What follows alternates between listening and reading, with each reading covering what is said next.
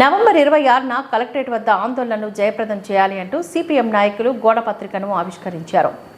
Tirupati CPM కార్యాలయంలో గురువారం ఉదయం నిర్వహించిన ఓ కార్యక్రమంలోని ఈ గోడ పత్రికను సిఐటియు జిల్లా ప్రధాన కార్యదర్శి కందరపు మురళి ఆవిష్కరించారు.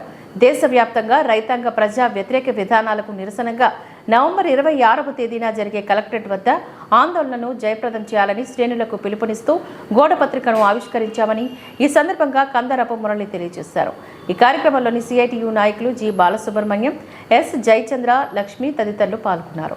చెప్పాల్సినటువంటి అవసరమే లేదు.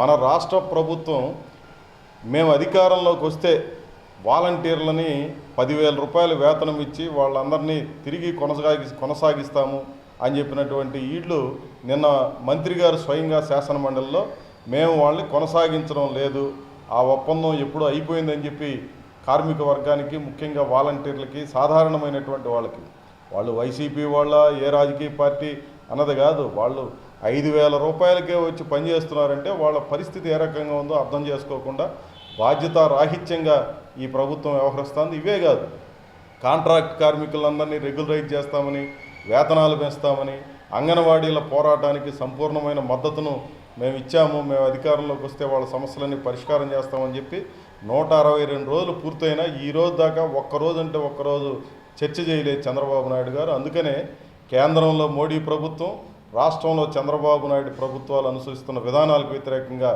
26వ తారీఖున జరిగే ఉద్యమానికి పెద్ద ఎత్తున రావాలి. టీటీడీలో కూడా చాలా తీవ్రమైనటువంటి సమస్యలు ఉన్నాయి. కాబట్టి అన్ని రకాల ప్రజానీకం, ముఖ్యంగా కార్మిక వర్గం, రైతాంగం పెద్ద ఎత్తున రావాలని చెప్పి సిఐటి తరఫున విజ్ఞప్తి చేస్తున్నాం.